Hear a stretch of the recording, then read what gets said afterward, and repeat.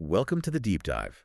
Today we are unpacking a really fascinating translated historical text to try and understand how the core identity of an entire nation was, well, penned by a man who technically didn't even belong to it. Yeah, it is a wild story. We're looking at how a person without a country ended up defining what it means to be a citizen for millions of people. Exactly. And I want to set the scene for you right away because the source text paints this incredibly powerful image.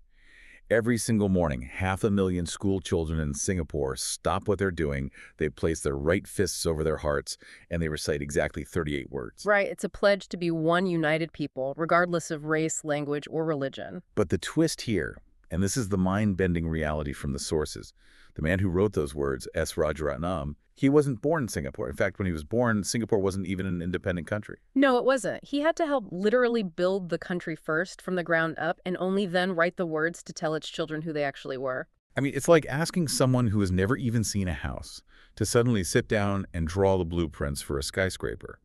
It just sets up the immense scale of what Raja actually accomplished. It really does. And to understand how he did it, we have to trace his origins. He really was kind of a boy from everywhere. Right. He was born on February 25, 1915, in Jaffna, Sri Lanka.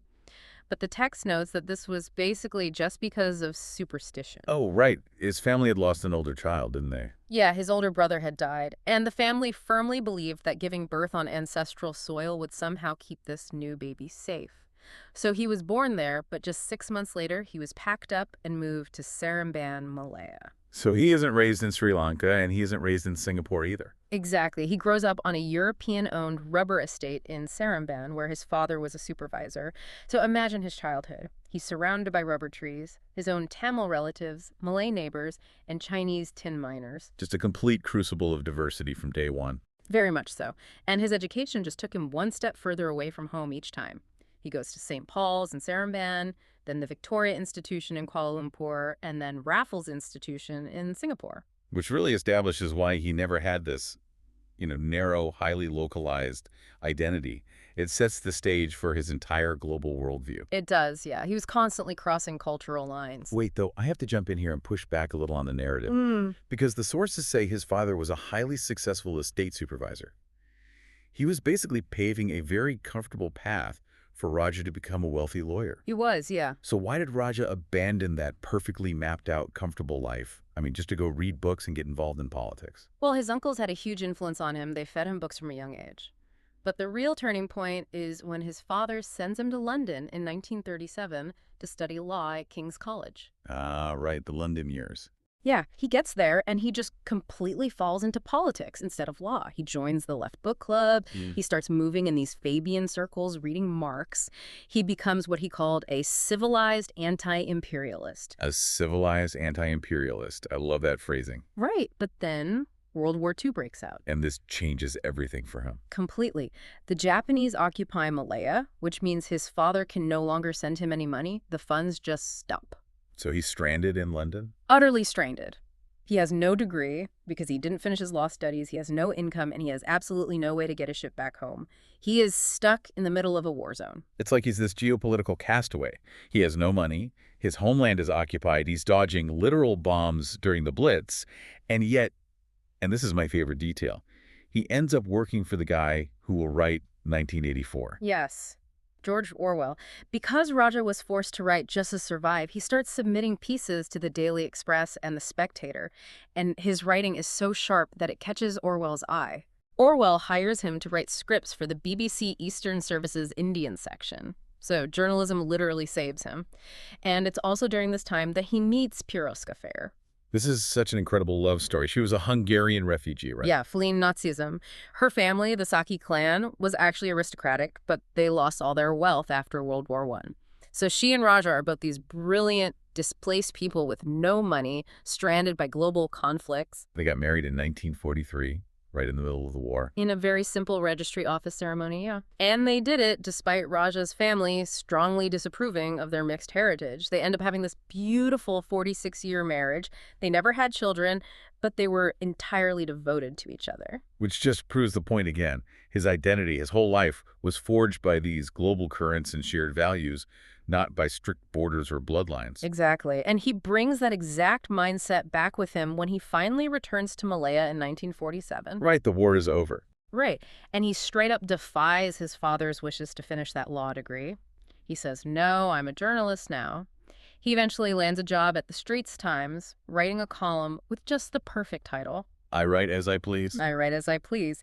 And he took that literally. He was a fiery writer. The risks he took were immense. What kind of risks are we talking about here? Well, he attacked the British colonial government so fiercely that the British High Commissioner, Gerald Templer, actually summoned Raja into his office. Okay. And Templer casually opens his desk drawer to flash a gun at Raja, just to intimidate him. Wait, a literal gun? A government official flashes a gun at a journalist? A literal gun in a drawer! Yeah. Yeah. But Raja didn't just go after the British. He attacked the communists with the exact same fervor, and the communists retaliated by dousing his newsroom desk in kerosene and setting it on fire. Good grief. More than once, actually. Plus, he was getting constant death threats. I mean, most people would completely back down after seeing a high-ranking official's gun in a drawer, let alone finding their literal desk ablaze. What was the core belief driving him to just keep typing? He genuinely believed in an independent, democratic, non-communist Malaya. He was clearing a third path, and he knew that if he backed down, the extremists on either side would win. And this fearless writing is exactly what pulls him into actual politics. Right, because of a specific strike. Yes. In 1952, through a mutual friend, Go Kings III, Raja is introduced to this sharp young lawyer who is representing striking postal workers. Lee Kuan Yew. Exactly. Lee Kuan Yew asks Raja to use his column to support the postal workers, and Raja agrees. He writes daily for the entire 17-day strike. Wow. So he becomes the voice for the movement. He does, and that alliance is the spark. 2 years later, in 1954, Raja, Lee Kuan Yew, Go Keng Swee, and Tochin Chai officially co-found the People's Action Party, the PAP. So we go from a fearless journalist with a burning desk to the co-founder of a political party. Right. His writing literally forged the alliances that would build the nation. Fast forward to 1959, the PAP wins the election, and Raja becomes a member of parliament for Kampong Glam. A seat he ends up holding undefeated for 29 years, which is just wild. It's incredible. He also becomes Minister for Culture. But all of this is just the warm-up for August 9, 1965. The big one, separation. Singapore is suddenly separated from Malaysia. It's an independent republic basically overnight and completely against its own wishes. I try to picture this, and it's like being named the marketing director for a startup that just got violently kicked out of its parent company. You have zero assets, you have a tiny team, and all the established competitors in the region are actively betting that you will fail. That is the exact scenario. And in the middle of this chaos, Raja is appointed as Singapore's very first foreign minister. That is a staggering amount of responsibility. He had to introduce a country to the world that hadn't even existed the day before. People doubted it could survive at all. But Raja gets to work. He secures Singapore's membership in the United Nations, which was crucial for international legitimacy. Right. He builds the foreign ministry entirely from scratch. He navigates the Konfrontasi crisis with Indonesia, which was highly volatile. Yeah, that was a dangerous time. And he handled the massive British military withdrawal in the 1970s. But arguably his biggest geopolitical legacy happens in 1967. ASEAN, right. Yes. He becomes one of the 5 founding fathers of the Association of Southeast Asian Nations.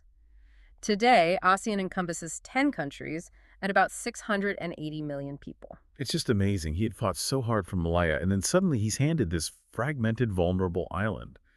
The man who was once stateless in London is now the architect of a brand new state's entire global existence. It's poetic, really, but for all his global achievements, his most profound impact was actually domestic. It's the 38 words we talked about at the beginning. Ah, the national pledge. Let's dig into that because the drafting process is fascinating. This was in February 1966, right? Right. The education minister, Ong Peng Boon, felt that the schools needed a daily pledge to try and unify the students. The society was incredibly fragile and divided at that point. So ministry officials draft 2 different versions of a pledge, and they send them over to Raja for his thoughts. And he just totally ignores them? Pretty much. He looks at them and decides to completely rewrite the text himself. He takes it home and works on it over a day or 2. And the drafts that the officials had sent over had this one specific word that Raja could not accept. This is the crucial edit. Yes. The officials' draft asked citizens to pledge to, quote-unquote, forget differences in race, language, and religion. Forget. Raja strikes that out. In his draft, he changes it to regardless. See, when I was reading the source text, the shift from forget to regardless seems on the surface like a tiny grammatical tweak. But is it actually the most important edit in the country's history? I mean, you're essentially saying we aren't asking people to have amnesia about who they are. That's exactly it. It is the most important edit, because asking people to forget their heritage is impossible. It breeds resentment. The final pledge doesn't demand that you erase your identity. It acknowledges that those differences exist, but it asks you to rise above them for the sake of the nation. Regardless of race, not devoid of it. Right. And you have to realize these words could only have been written by Raja, a man who crossed borders his whole life, an ethnic Tamil from Ceylon, married to a Hungarian refugee. He deeply understood that unity comes from shared purpose, not from shared bloodlines. So Lee Kuan Yew polishes it up, the cabinet approves it, and on August 24th, 1966, 500,000 students across 529 schools recite it for the first time. And they haven't stopped since. Raja continued to serve as foreign minister until 1980, then as deputy prime minister and senior minister. He eventually retired to become a distinguished senior fellow at a research institute. But the twilight years of his life, this part of the text really hit me. It's deeply emotional. It is a very tough final chapter. The emotional core of his later years really revolves around Peroska. In 1989, she passed away at the age of 76 from terminal emphysema. And the way she prepared for her own passing is just heartbreaking, but also incredibly beautiful. It really is. Knowing she was dying, she spent her final months making sure Raja would be okay without her. She secured promises from their close friends to look after him, and she even tried to find him a companion. And the cooking, too. She spent that time training their household helpers to cook all of Raja's favorite meals. Yes. Indian curries, Hungarian goulash, and mee rebus. Peroska preparing those specific recipes. I mean, Hungarian goulash sitting right alongside Indian curries and mee rebus on the dinner table. It's almost like a culinary version of the pledge itself. Just a perfect, tangible blending of completely different worlds. That is a brilliant way to look at it. It really was the physical manifestation of their life together. But the tragic irony of Raja's final years comes a bit later. In 1994, he was diagnosed with dementia. Oh, man. Yeah. By 2001, he couldn't speak or move at all. He eventually passed away on February 22, 2006, which was just 3 days shy of his 91st birthday. The man who penned the words that united millions of people, gave them a shared memory, ended up losing his own memory. He did, but the nation remembered for him. He was given a state funeral at the Esplanade. It was actually the first state funeral ever held there for a cabinet minister. 1,500 mourners attended, and during the service, they recited his 38 words. That gives me chills. So, to sort of wrap up this incredible journey, we started with a baby born in Jaffna purely because of superstition, and followed him as he became the father of Singapore's national soul. Most founding fathers, when you look at history, they build tangible things. They build roads, they build economies, or they command armies. Raja built something entirely invisible. But completely indestructible. He built a shared identity. Exactly. He built the psychological infrastructure of a country. It's an incredible legacy. And it leaves you with a really provocative thought to ponder after listening to all this. If a man who was essentially stateless, who was cut off from his origins, could construct such a powerful national identity for millions and do it based not on a shared past, but on a shared future, what does that mean for how you define your own home and your own community today? That's a great question. Are you relying purely on where you came from, the border